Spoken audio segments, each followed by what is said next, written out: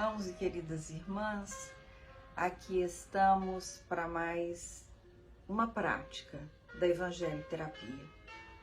A Casa de Zico Horta já retornou com praticamente todas as atividades presenciais, mas se comprometeu a manter, se não todas, a maioria das suas atividades também online. E assim é com a Evangelho Terapia. Quando estamos na Casa de Zico Horta e fazemos a Evangelho Terapia lá, temos um tempo de uma troca de informações, de experiências, que sendo online não são possíveis. Lá dividimos experiências, histórias, com a certeza e a confiabilidade de que estamos com irmãos, estamos com pessoas queridas que respeitaram as nossas dores e as nossas dificuldades. E ao longo de todos esses anos, tudo que lá falamos se manteve lá. Então, eu gostaria de dizer que a Casa de Zico Horta abre as suas portas, mas mantém seu coração que não se fechou durante a pandemia para acolher e alimentar aqueles que precisam. Temos nos habituado a, antes de todas as atividades das nossas vidas, fazermos a prece. A prece nos conecta, a prece nos aproxima. E nesse instante, cada um de nós busque a sua luz interior. Lembre-se de que a centelha divina habita em nós. E ao buscar essa luz, eu me encontro com meu anjo guardião, com os meus amigos espirituais, com a Mãe Maria, enfim, com todos aqueles que me sustentam nos momentos de dificuldade. Então, que possamos mais uma vez, Jesus, buscar os teus ensinamentos, que possamos mais uma vez trazer para as nossas vidas os teus ensinamentos e praticá-los. Graças a Deus. A leitura do Evangelho é uma abertura aleatória, né? Então, às vezes pensamos assim, o nosso Evangelho ele está viciado, abre sempre, né, na mesma mensagem. Então, nós tentamos não permitir que isso aconteça, sabendo que nós não estamos sozinhos. Então, meu anjo guardião aqui está comigo para me auxiliar em mais uma Evangelho Terapia. Ninguém poderá ver o reino de Deus se não nascer de novo. Esse é o capítulo 4 do Evangelho segundo o Espiritismo. E aí vamos ler o item que tem por subtítulo Ressurreição e Reencarnação. É uma parte do capítulo em que Kardec vai elucidar a diferença entre ressurreição e reencarnação. E aí vamos ler uma passagem de Isaías 26, versículo 19. Ele diz assim: aqueles do vosso povo a quem a morte foi dada viverão de novo. Aqueles que estavam mortos em meio a mim ressuscitarão. Despertai do vosso sono e entoai louvores a Deus, vós que habitais no pó.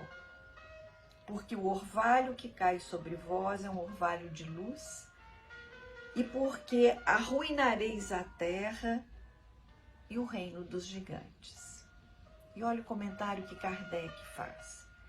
Esta passagem de Isaías é muito explícita. Aqueles do vosso povo a quem a morte foi dada viverão de novo. Se o profeta Isaías tivesse querido falar da vida espiritual, se houvesse pretendido dizer que aqueles que tinham sido executados não estavam mortos em espírito, ele teria dito, ainda vivem, e não viverão de novo. Do ponto de vista espiritual, estas palavras seriam um contrassenso, pois que implicariam numa interrupção na vida da alma. No sentido de regeneração moral, seria uma negação das penas eternas, pois que estabelecem em princípio que todos os que estão mortos reviverão. Então, nessa passagem de Isaías, ele nos informa e mais uma vez nos convida a refletir sobre o conceito da morte.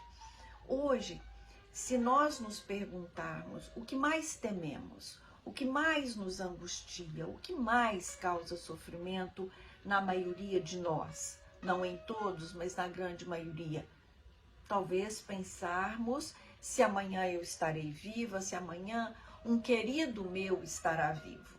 Então a ideia da morte, embora a morte faça parte da vida, ainda nos assombra. E neste capítulo do Evangelho, que tem por título Ninguém pode ver o reino de Deus se não nascer de novo, ninguém poderá ver o reino de Deus se não nascer de novo, nos traz o conceito da reencarnação. Então nós espiritistas entendemos que nós somos um espírito eterno e renasceremos em outro corpo, com outra história, mas com o mesmo propósito. O propósito é sempre de evoluir espiritualmente. O meu espírito precisa se instruir, ele precisa compreender e praticar o amor, ele precisa entender e vivenciar a fraternidade, o amor, a partilha, o entendimento de que todos somos filhos do mesmo Pai e que a minha melhora, seja ela emocional, espiritual ou material, ela deve refletir na melhora do meu próximo. Ah, mas ele não, sem julgamento. Então, que nós possamos, mais uma vez, nesse encontro, quando pensarmos que alguém não está conosco mais porque morreu, nos lembremos de que os mortos vivem em outro plano, vivem em outra dimensão e que eles reviverão porque eles reencarnarão. E que a reencarnação não é um castigo, a reencarnação é uma oportunidade para que eu possa melhorar, para que eu possa evoluir, para que aqueles erros, aqueles equívocos que eu cometi na vida passada, em vidas passadas, eu não os cometa novamente. E isso é prova do amor do Pai, isso é prova do bem-querer desse Pai por todos nós, seus filhos. Então lembremos-nos de que esse distanciamento daqueles que amamos e já retornaram ao mundo espiritual, ele é temporário.